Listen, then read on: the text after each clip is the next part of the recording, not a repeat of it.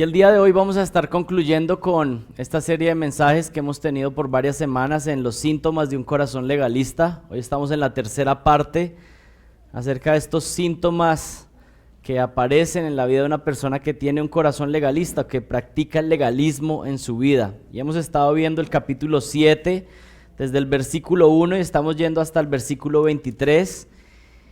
Y en la mañana de hoy particularmente vamos a estar en Marcos capítulo 7 del 8 al 23 y vamos a estar viendo esta última parte acerca de los síntomas de un corazón legalista y vamos a leer esa porción de las Escrituras.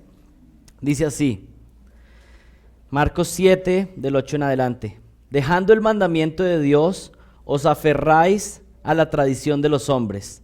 Y también les decía, astutamente violáis el mandamiento de Dios para guardar vuestra tradición, porque Moisés dijo, honra a tu padre y a tu madre, y el que hable mal de su padre o su madre, que muera.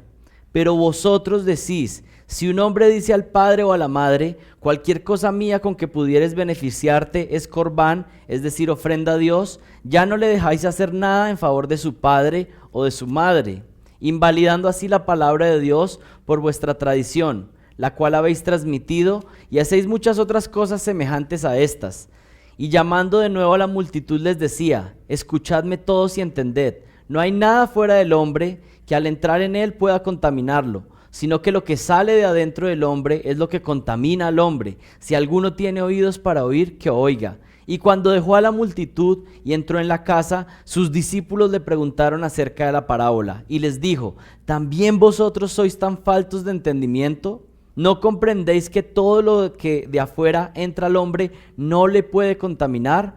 Porque no entra en su corazón, sino en el estómago, y se elimina, declarando así limpios todos los alimentos. Y decía, lo que sale del hombre, eso es lo que lo contamina al hombre. Porque de adentro del corazón de los hombres salen los malos pensamientos, las fornicaciones, los robos, los homicidios, los adulterios, las avaricias, las maldades, los engaños, la sensualidad, la envidia, la calumnia, el orgullo, la insensatez. Todas estas maldades de adentro salen y contaminan al hombre. Oremos. Padre, te damos gracias por tu palabra y te pedimos que por medio de tu Espíritu Santo podamos comprenderla, Señor. Te pido que nos bendigas y que nos guíes en esta mañana. Amén. Ya hemos visto en varias semanas que el legalismo es una de las estrategias favoritas de Satanás para engañar a millones de personas. Si ustedes lo ven de esta manera, hay millones de personas en el planeta que están cautivados bajo el legalismo, porque el legalismo hace pensar a las personas que están bien cuando realmente están lejanos a Dios. Y es tan terrible esta estrategia de Satanás porque las personas piensan que están cercanos a Dios cuando realmente están lejos. Y miren, hay algo que es muy interesante. Es tal vez más fácil que un pecador escandaloso llegue a la salvación a que un legalista llegue a la salvación. ¿Por qué? El pecador escandaloso, que tal vez está practicando pecados que a todos nos parecen horribles y que suenan muy fuertes, pues ese pecador escandaloso cuando escucha el Evangelio de Jesucristo, por supuesto por la gracia de Dios obrando en él, es posible que él se vea tan malo, que ha hecho tantas cosas malas en su vida, y cuando se le ofrece la oportunidad de rescate del Evangelio, ese pecador escandaloso dice, yo lo necesito, yo necesito perdón, yo soy ese malvado que necesita salvación. Mientras tanto, el legalista, ¿qué? Cuando se le dice, mira, tienes que arrepentirte de tus pecados y puedes recibir salvación, ¿qué piensa el legalista? Bueno, yo no tengo nada de qué arrepentirme, realmente yo soy muy bueno. El legalismo blinda a las personas del Evangelio. A veces una persona que está practicando pecados terribles, que su vida está caminando directo y rumbo al infierno y sus pecados le están causando consecuencias en su vida, su maldad, la manera en cómo está llevando su vida sexual, la manera en cómo está llevando su matrimonio, está tan destruido, es más probable que esa persona al escuchar el Evangelio pues esté blando y sensible y diga, eso es lo que yo necesito la esperanza de Jesucristo. Y quiero hacer la claridad, por supuesto que tanto en el corazón de un legalista como en el corazón de un pecador, digamos, terrible a nuestros ojos, En los dos casos se necesita que Dios intervenga y rompa el corazón de piedra. Es la obra sobrenatural de Dios, pero por supuesto el legalista se ha blindado más al evangelio y piensa que no necesita salvación. Y todas las religiones del mundo, aparte del cristianismo verdadero, son religiones legalistas que no salvan a nadie. Y presten atención a esto, solo hay dos religiones en este mundo: la religión verdadera, que es a través de la gracia de Jesucristo, y la religión falsa, que es a través de las obras, pensando que podemos obtener el favor de Dios a través de las obras. Pensemos en los musulmanes. Los musulmanes piensan que si se sacrifican a sí mismos, si por ejemplo cometen un acto terrorista y ellos se sacrifican, ellos van a obtener una salvación más grande, que van a encontrar un paraíso más glorioso para ellos. Eso es lo que piensan, que por medio de sus obras van a obtener un mayor estatus en la eternidad. O pensemos en los católicos. ¿Qué piensan los católicos? Piensan que cumpliendo con todos los sacramentos, si me bautizaron de bebé, si hago la primera comunión, si me aplicaron los santos óleos, si hago buenas obras, a tanto llega la necesidad de las obras que hay personas que se muere un familiar y le están luego pagando misas porque creen que eso va a ayudar al familiar a que pueda tener algo de cercanía con Dios o que Dios lo pueda aceptar en el cielo. A ese nivel de oscuridad espiritual es la que se encuentra en nuestro país, pensando que la salvación se puede obtener por medio de las obras, por medio de hacer acciones externas, por medio de pagar misas, por medio de repeticiones, de repetir una oración 100 veces, otras veces ni siquiera una oración, sino repetir Jesús 100 o 1000 veces. Esa es la oscuridad completa en la que se surge, en la que se sume las poblaciones del mundo. Oscuridad completa. Sus familiares en oscuridad, pensando que por las buenas obras pueden obtener la salvación. Testigos de Jehová. ¿Qué hacen los testigos de Jehová? Hacen prosélitos y ustedes los ven esforzándose y están las señoras de avanzada edad en las esquinas repartiendo revistas. Ustedes los encuentran los domingos, los sábados, tocando a la puerta, haciendo un esfuerzo. ¿Y saben por qué lo hacen? Porque se les ha cultivado un corazón legalista que les dice: si tú obras, si tú eres el más esforzado, si tú eres el que se esfuerza más, tal vez puedes hacer parte de ese grupito pequeño que Dios va a salvar. Algunos testigos de Jehová creen que Dios va a salvar a 144,000. Y yo no sé, pero parece que entonces no le funciona la religión, porque esos 144,000 testigos de Jehová pues se acabaron hace rato los cupos. Pensando que las obras pueden salvar, pero nuestras obras no pueden salvarnos. ¿Saben cuál es la única obra que puede salvarnos? La obra de Jesucristo, la obra de Él por nosotros. La medicina que puede salvarnos es el Evangelio de Jesucristo, que es radicalmente diferente a todas las religiones del mundo. Todas las otras religiones nos dicen que somos como hombres que estamos escalando una montaña tratando de alcanzar a Dios que está en la cima. Y todas las religiones de este mundo lo que dicen: el hombre está intentando por sus buenas obras escalar esa montaña y llegar a Dios. Pero ¿saben qué es lo que pasa en ese escalar la montaña?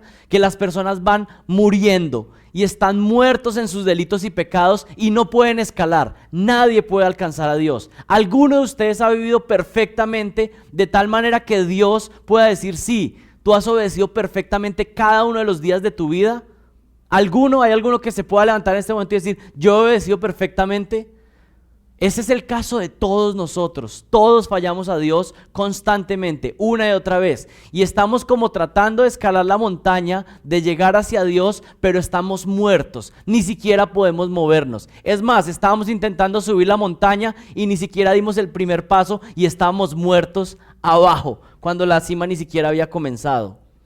Todas las religiones del mundo le están diciendo a las personas: haz tus buenas obras, tú lo vas a poder lograr, tú vas a poder llegar a la cima de la montaña. Pero ¿saben qué es el cristianismo verdadero? El cristianismo bíblico dice que muertos que estaban ahí en ese camino de las obras hacia la cima de la montaña, Dios dice: yo voy a descender y yo le voy a dar vida a esos cadáveres espirituales y les voy a permitir que tengan vida eterna. Pero ¿saben qué es lo más hermoso? No es que el Señor baja y empieza a darle vida a esos escaladores y les dice, bueno, ahora ustedes suban la cima solos.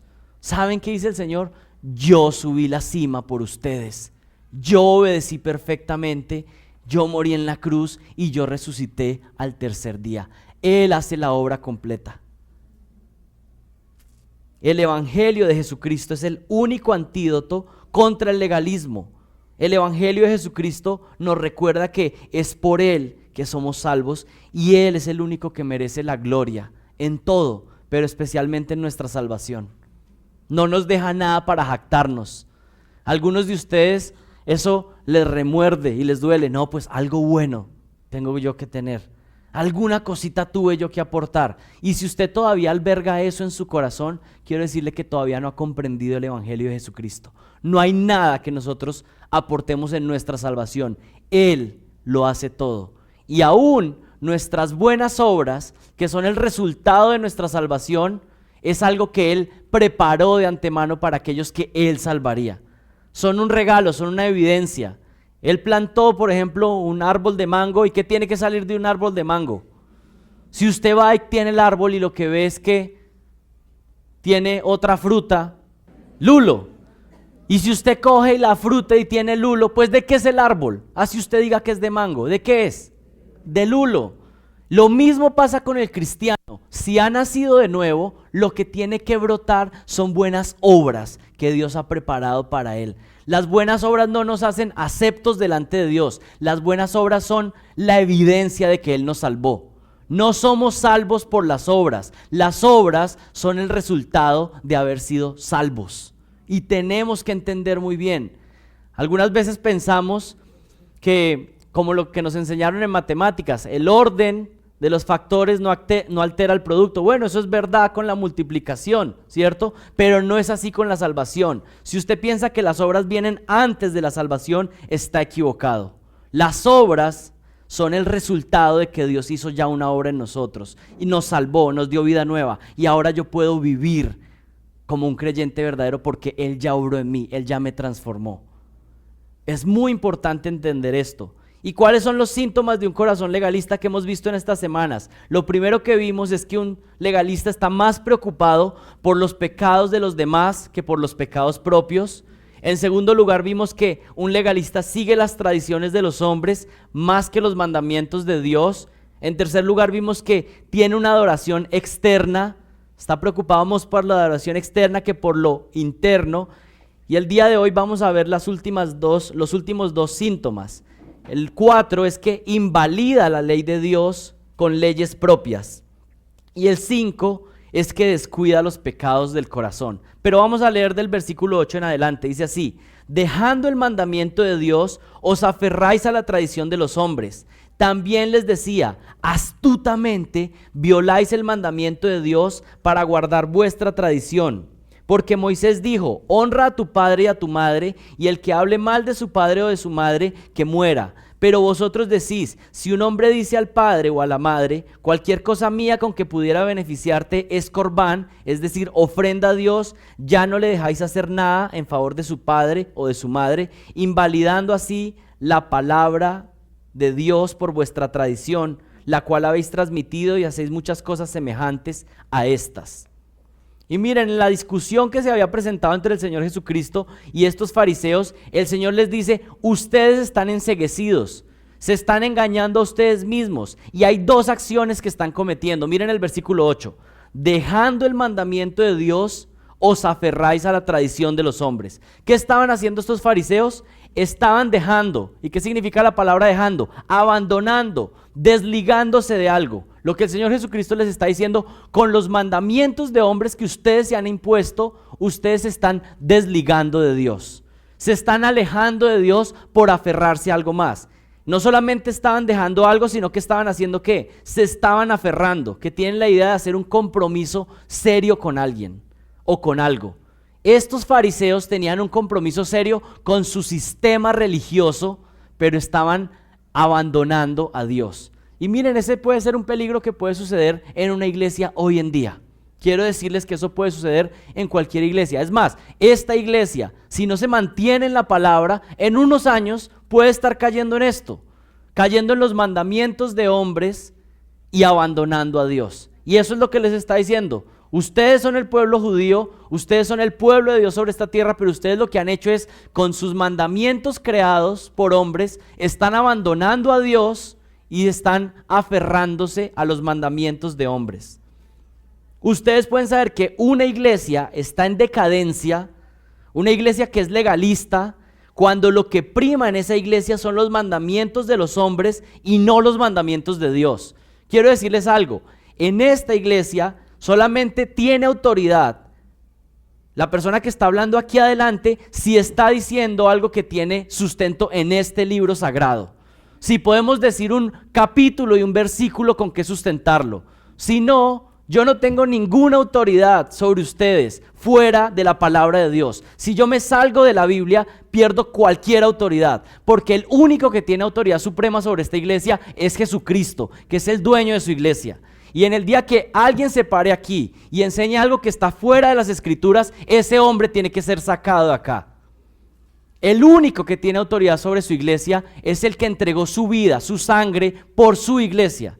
Y todos los que enseñan la palabra nos sujetamos a su autoridad y estamos bajo su autoridad enseñando su palabra. Si nos salimos de ahí, perdemos toda autoridad. La idea aquí es que ellos estaban dejando los mandamientos de Dios y se estaban aferrando a los mandamientos de hombres.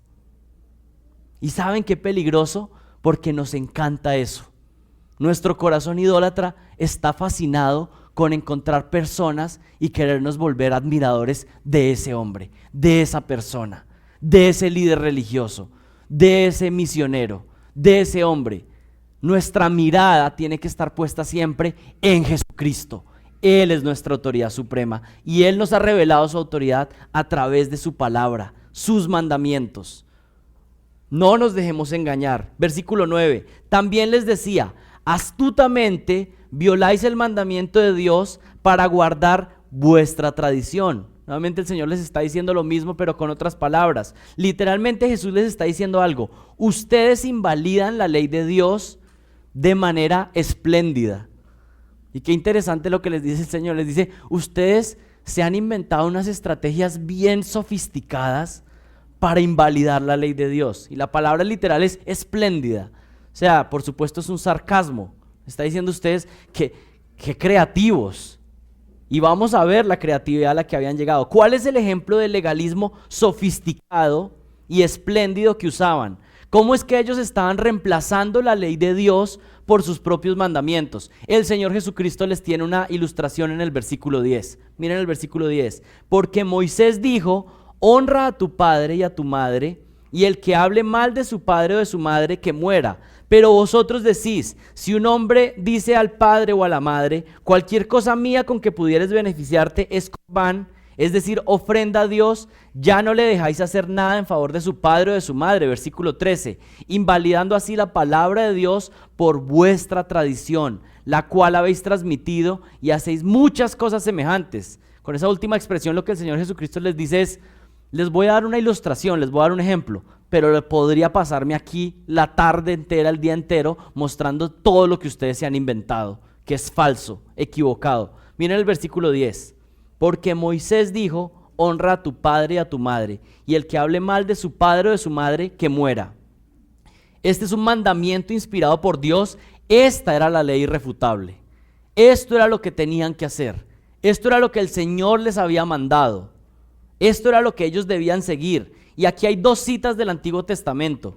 Está citando el Señor Jesucristo directamente de Éxodo capítulo 20, versículo 12 y Éxodo 21, 17. Son dos citas. Éxodo 20, 12 se los leo. Honra a tu padre y a tu madre para que tus días sean prolongados en la tierra que el Señor tu Dios te da. Aquí la palabra honrar significa atribuir un estatus elevado a alguien. El mandamiento significa tener reverencia y respeto hacia alguien. Y en este caso, ¿a quién está hablando? De los padres.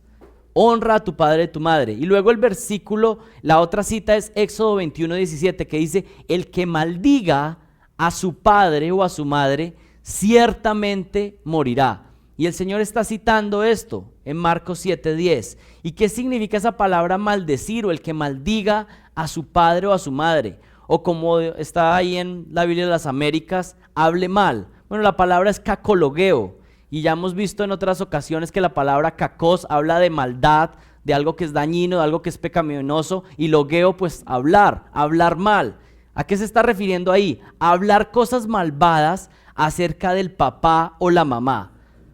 Y seamos más claros, aquí está hablando de uno que insulta, que dice cosas crueles hacia sus papás.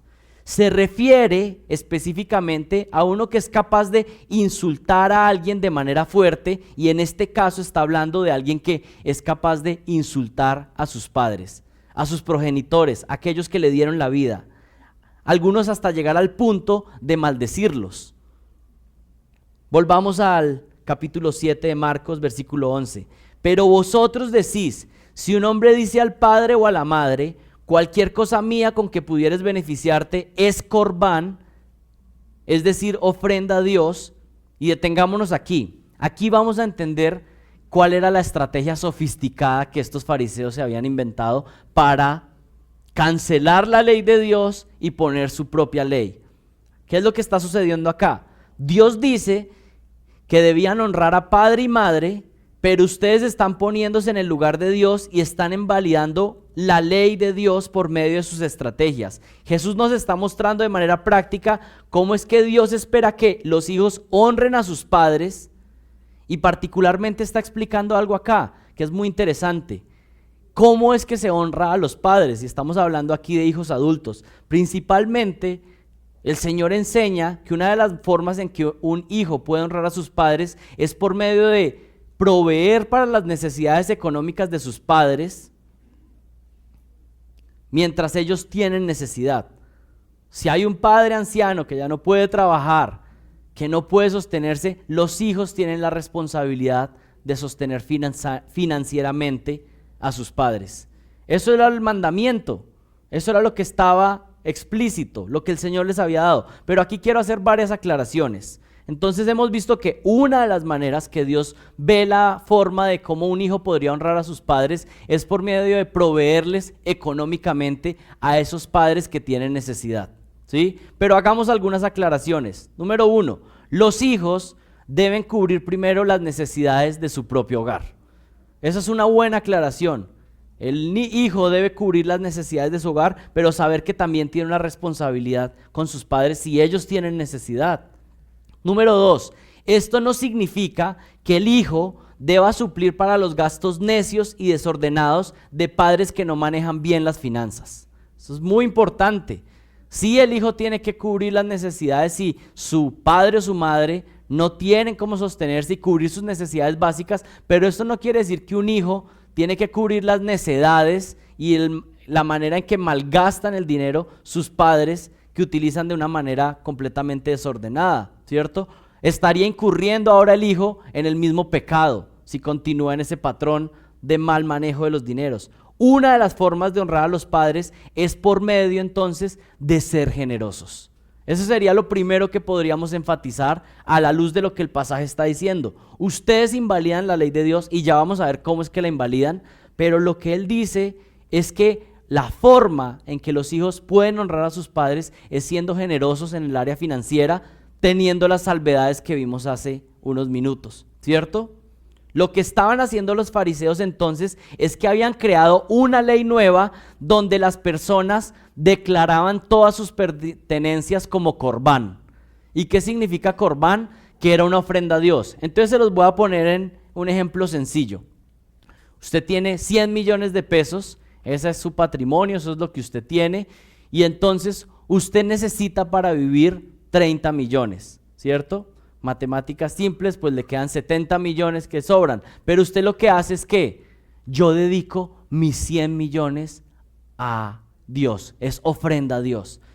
Con la claridad, ellos no estaban dando esto al templo, simplemente lo estaban sacrificando de manera simbólica.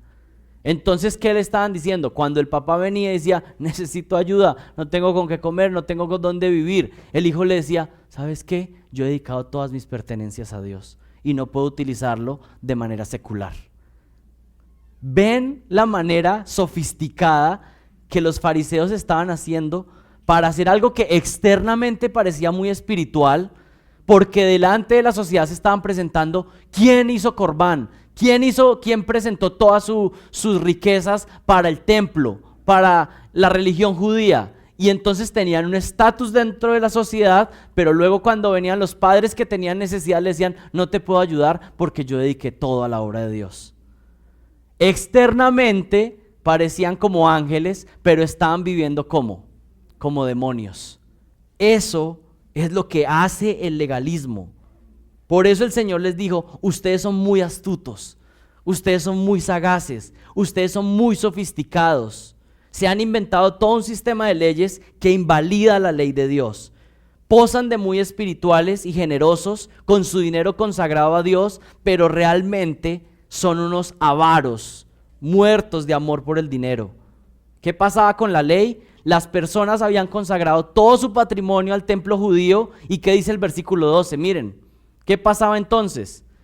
Ya no le dejáis hacer nada en favor de su padre y de su madre, invalidando así la palabra de Dios por vuestra tradición, la cual habéis transmitido, y hacéis muchas otras cosas semejantes. Y aquí entonces nos podemos imaginar, este es solo un ejemplo de todas las artilugios que creaban para invalidar la ley de Dios. Y externamente se veían muy espirituales, pero internamente estaban llenos de pecado. Miren lo que hace el legalismo. Se inventa normas creadas por los seres humanos que parecen que agradan a Dios, pero realmente invalidan, ¿sí? Y podríamos pensar en muchos legalismos, y cada uno de ustedes puede pensar en cosas que nos creamos legalismos y no hacemos realmente lo que el Señor nos está mandando.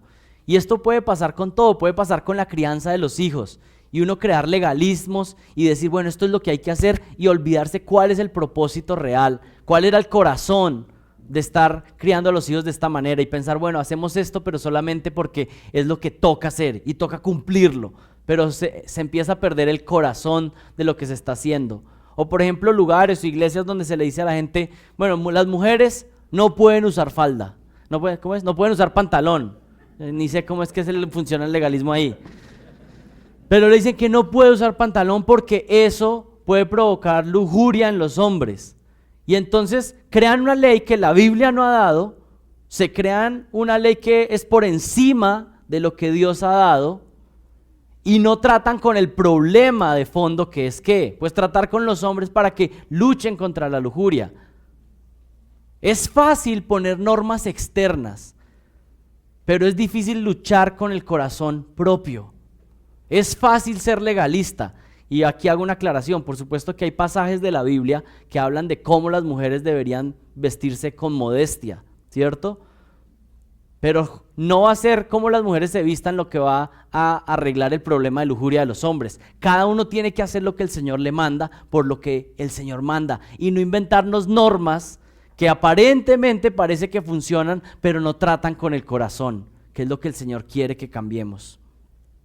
Y aquí quiero hacer un paréntesis antes de que pasemos al último síntoma. Y creo que es importante, y es expandir un poco sobre lo que significa honrar a padre y madre. Y yo creo que ustedes se sorprenderían, o de pronto no, pero muchos de los casos de consejería que vienen en la iglesia son a causa de que hay problemas entre suegras con las nueras, un caos entre hijos adultos teniendo problemas con sus papás, que se supone que también son adultos, pero no actúan como adultos, sino que actúan como niños.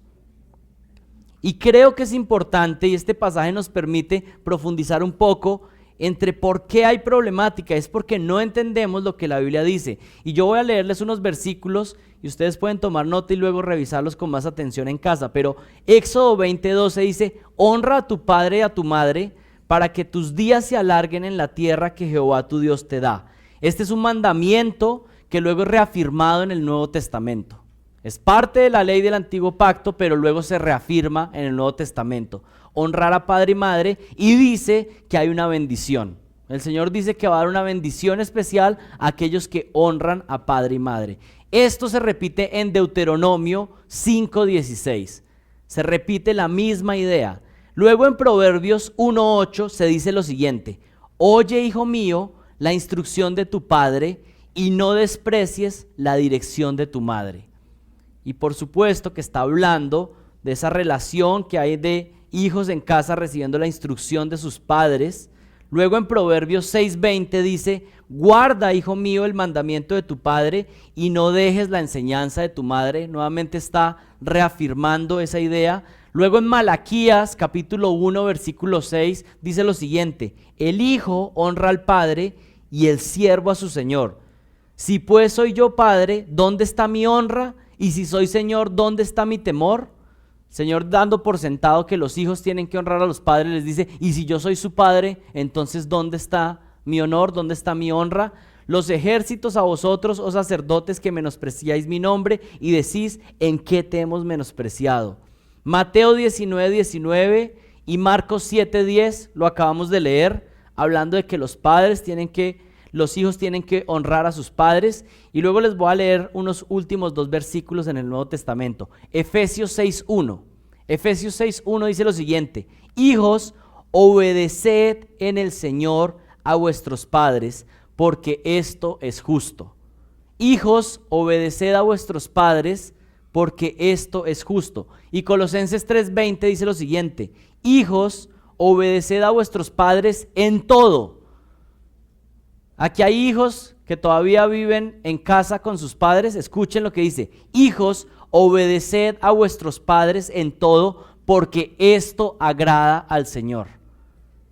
Esto agrada al Señor. Varias conclusiones de todos estos pasajes. Número 1, estoy convencido que el texto en Efesios y Colosenses se está refiriendo a hijos pequeños que todavía están bajo la autoridad de sus padres en casa. Entonces, cuando está diciendo Efesios 6:1 y Colosenses 3:20 que los hijos deben obedecer en todo a sus padres, pues está hablando de niños que todavía están en el hogar. Y niños, hay varios niños que están por acá, otros que veo. Quiero decirles algo y hablarles particularmente. ¿Quieren obedecer a Dios? Tienen que obedecer a sus padres en todo. Eso es lo que dice la palabra de Dios. Cuando un hijo desobedece a sus padres, lo que está haciendo es desobedecer a Dios. Un niño que está en casa bajo la autoridad de sus papás tiene que obedecer a sus padres en todo. Obviamente, como dice Efesios 6:1, dice: obedeced ¿qué? En el Señor. Si los mandamientos que le están dando esos padres, si un padre le manda a su hijo a cometer un pecado, ese niño no tendría que obedecer. Pero si está fuera de eso, si es un mandamiento que el papá decide que eso es lo mejor, que eso es lo más sabio, los hijos deberían obedecer. Ese es lo primero, pero tenemos que entender algo. Esto es para hijos que todavía están bajo la autoridad de sus padres en casa. Y aquí tenemos que empezar a entender esto porque algunos no han entendido esto de qué significa honrar a padre y madre. Y hay error tanto de los hijos como de los padres, que están reclamando a sus hijos de 50, 60 años, todavía que ¿por qué no me obedeces en todo, no me honras? Mira, tu hijo cuando salió de casa ya hubo un corte y vamos a ver un pasaje clave, pero ya no estás bajo la autoridad de tus padres si saliste. Y por eso también el problema con niños de 36 y 40 años, porque entonces hay como una cosa ahí que no cuadra. Porque está el niño de 36, de 40 años en la casa, que es un hombre, pero todavía vive como un niño. Todavía necesitamos levantar hombres y mujeres y dejar de jugar a los niños en las casas. Un hombre de 18 años ya es un hombre, una mujer de 18 años ya es una mujer. Y no estoy diciendo que tienen que sacar a sus hijos a los 18 años, pero sí empezar a mirar pues, cuál es la ruta. Número 2, honrar a los padres implica respeto y honor que se le debe dar a aquellos que nos dieron la vida. Al mismo tiempo, existen maneras prácticas de cómo un hijo adulto podría mostrar este honor. Entonces ya les mostré que no se muestra el honor hacia los padres cuando somos adultos obedeciendo todo lo que nos dicen. Por supuesto, eso no es. Y ahora usted creó una familia nueva. Ahora usted es la autoridad en esa casa. No está para seguir lo que sus papás le están diciendo. Pero entonces, ¿cómo podríamos mostrar en formas prácticas honor a nuestros padres? Bueno, una de las formas prácticas es pedirles consejo a tus padres en algo en los cuales ellos tienen conocimiento. Esa sería una forma práctica. Pedirles consejo. Y quiero decirles algo, esto es difícil cuando hay padres incrédulos, ¿cierto? Que uno dice, bueno, pedir consejo ahí es como, esto va a salir peor que no pedir el consejo. Pero por lo menos intentar tener una disposición. Es posible que ustedes tengan relaciones difíciles con sus padres, que son incrédulos o que son inmaduros, pero quiero decirles algo, que la disposición que haya en nuestro corazón es, mira, quiero tener reconciliación, quiero servirte, no voy a hacer todo lo que tú me dices, pero de mi corazón hay una actitud humilde y voy a intentarlo una y otra vez. Eso es lo que tiene que brotar de nuestro corazón. No acceder a todos los deseos pecaminosos y egoístas que nos demanden, pero tener una actitud de humildad y decir, ¿sabe qué? Estoy listo para que conversemos, estoy listo para tener un compañerismo hasta donde sea posible. Visitas, llamadas, compartir cuando sea posible con ellos, ser un buen testimonio, amabilidad y respeto, pero esto no significa acceder a todos los deseos egoístas que ellos demanden de ti. Creo que el énfasis principal de hijos adultos honrando a sus padres es el sostenimiento financiero de ellos en la vejez si tienen necesidad. Y hay algunos pasajes que nos pueden dar luz y les pido que me acompañen a 1 de Timoteo 5. Miren 1 de Timoteo 5, versículo 3. Y aquí está hablando de mujeres viudas, mujeres mayores que están viudas. Dice, honra a las viudas que en verdad son viudas. Y leyendo este pasaje dije, ya quiero predicar Timoteo. Bueno, pero si alguna viuda tiene hijos o nietos, preste atención a esto, que aprendan estos primero a mostrar piedad para con su propia familia y a recompensar a sus padres, porque esto es agradable delante de Dios. Pero la que en verdad es viuda y se ha quedado sola, tiene puesta su esperanza en Dios y continúa en súplicas y oraciones de noche y día. Mas la que se entrega a los placeres desenfrenados, aún viviendo, está muerte.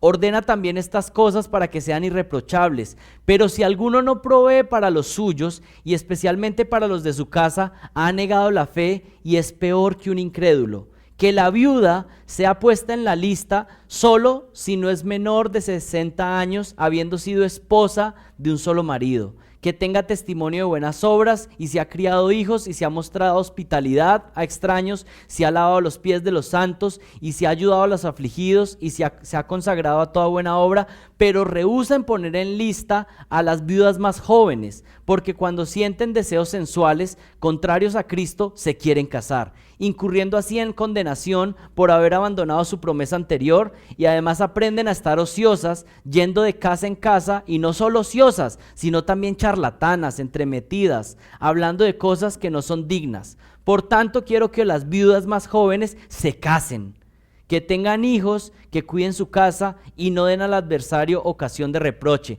pues algunas ya se han apartado para seguir a Satanás. Si alguna creyente tiene viudas en la familia, que las mantenga y que la iglesia no lleve la carga para que pueda dar a los que en verdad son viudas.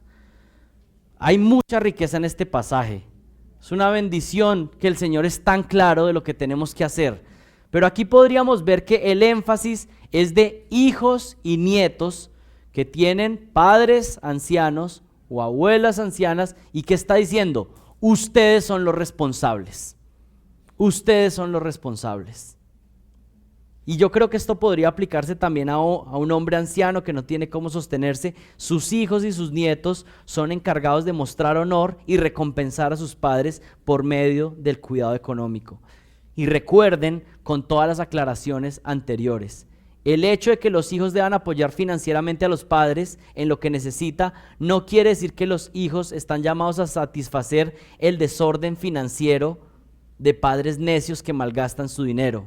Un hijo sabio de ancianos proveerá entonces para suplirles lo que ellos necesitan, pero va a cuidar de que ese dinero pueda usarse de manera sabia y realmente se le provea para esas necesidades.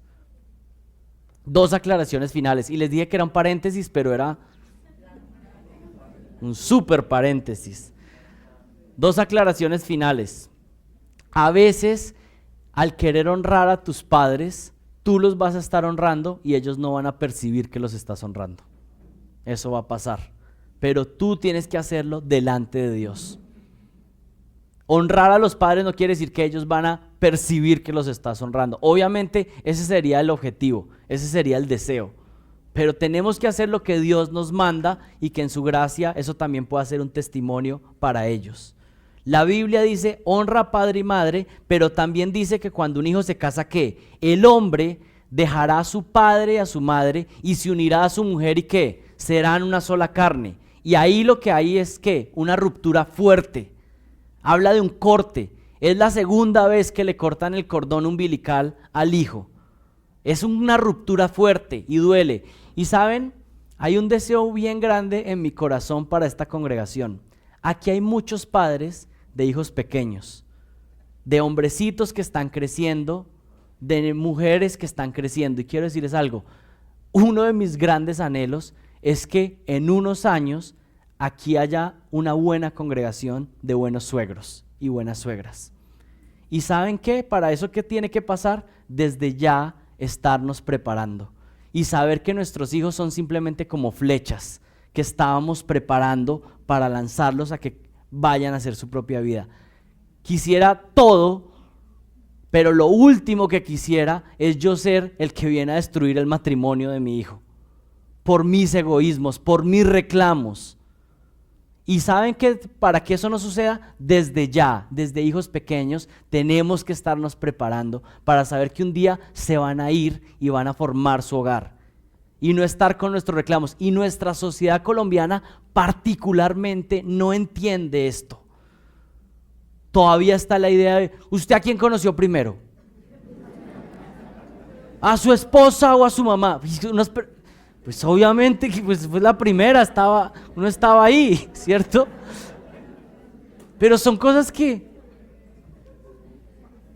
nos parece chistoso, pero mamás y papás, preparémonos para ser padres de adultos y nosotros ser creyentes maduros. Y otra cosa, si están casados, fortalezcan la relación entre esposo y esposa.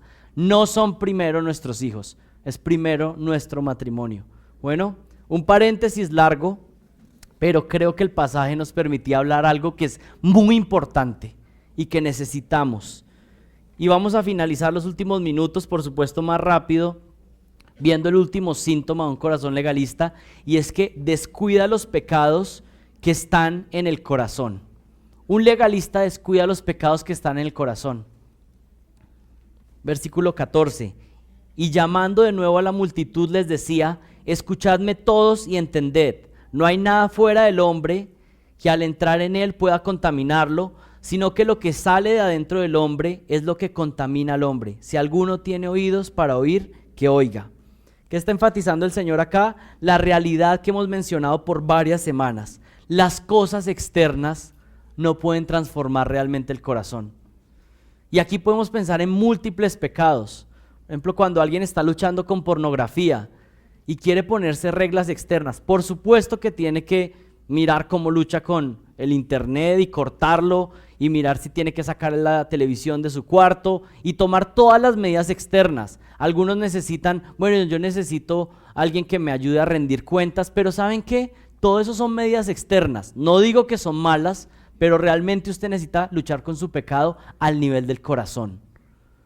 Todas las soluciones externas no van a solucionar su lucha contra el pecado. Necesita, ¿sabe qué? Apasionarse más por Cristo y que usted diga: yo no puedo cometer este pecado porque es que yo amo a Jesucristo. Yo no puedo ser más celoso y envidioso porque es que yo amo a Jesucristo. La lucha contra el pecado verdadera es una lucha por amor por Jesucristo. Amar más a Jesucristo que lo que amo a mi pecado. Esa es la lucha real y esa es la lucha interna del corazón. Y lo que el Señor le está diciendo es: externamente pueden hacer muchas cosas, pero lo externo no puede contaminar al hombre. ¿Saben qué es lo que contamina al hombre? Lo que sale del corazón, lo que brota del corazón. Miren el versículo 17. Y cuando dejó a la multitud, entró en la casa con sus discípulos y le preguntaron acerca de la parábola, y él les dijo: ¿también vosotros sois tan faltos de entendimiento? ¿No comprendéis que todo lo que de afuera entra al hombre no le puede contaminar, porque no entra en su corazón, sino que entra en el estómago y se elimina, declarando así limpios todos los alimentos? Por supuesto que con solo este versículo 19 podríamos hacer toda una exposición acerca de lo que el Señor está haciendo de dejar limpios los alimentos. Está haciendo una transición de la ley del antiguo pacto al nuevo pacto y mostrándoles que eso simplemente era una sombra del pecado, que era un símbolo de lo que iba a suceder. Pero el Señor les explica a sus discípulos que las leyes dietarias que tenían en el antiguo pacto y todas las otras reglas inventadas que los fariseos habían hecho de lavarse las manos, pues simplemente eran cosas externas que no podían limpiar realmente su corazón, que debían tener atención a lo que estaba pasando internamente. Y miren el versículo 20. Y decía: lo que sale del hombre, eso es lo que lo contamina, porque de adentro del corazón de los hombres salen los malos pensamientos. Y miren, esto es lo que sale de nuestro corazón: las fornicaciones, los robos, los homicidios, los adulterios, las avaricias, las maldades, los engaños, la sensualidad, la envidia, las calumnias, el orgullo y la insensatez. Todas estas maldades salen de adentro y contaminan al hombre. El Señor Jesús termina diciéndoles que de nada sirve que pongan leyes pesadas externas si van a permitir que todos estos pecados se cultiven dentro de su corazón. De nada sirve, de nada sirve. Y quisiera terminar con una ilustración que creo que funciona para entender esto. Y es, por ejemplo, jóvenes que se acercan y preguntan: bueno, ¿hasta dónde puedo llegar con mi novia? O sea, ¿hasta dónde? Ese es un corazón legalista. Porque, ¿saben? El que ama a Jesucristo no está preguntando hasta dónde. ¿Saben qué hace uno que ama a Dios? Huye de su pecado, huye de su tentación. Y si usted sabe que hay algo que le está tentando, no esté tratando de maquinar en su cabeza hasta dónde. Usted está viendo un negocio y está tratando de moldear su cabeza para ver hasta dónde Dios le permite hacer algo, y usted sabe que es algo que no está tan claro. Más bien un hombre de Dios y una mujer de Dios, ¿saben qué hace? Huye. Pero el legalista trata de buscar en su cabeza: bueno, ¿qué versículo me sirve aquí para esta estrategia? Eso es lo que hace un corazón legalista, y se engaña a sí mismo cuando está lejos de Dios. Trata de luchar con las cosas externas, pero deja que su pecado interno le controle. Hermanos, ¿creen que estamos expuestos muchas veces a corazones legalistas? Bueno, necesitamos la ayuda de Dios, necesitamos de su gracia. Oremos.